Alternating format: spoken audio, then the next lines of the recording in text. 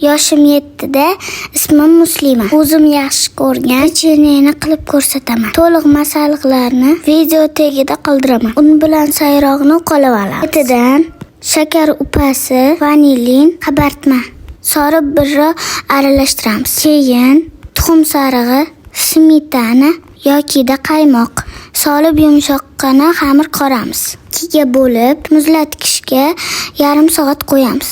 O'rtacha qalinlikda yoyib, xohlagan shaklimizni beramiz.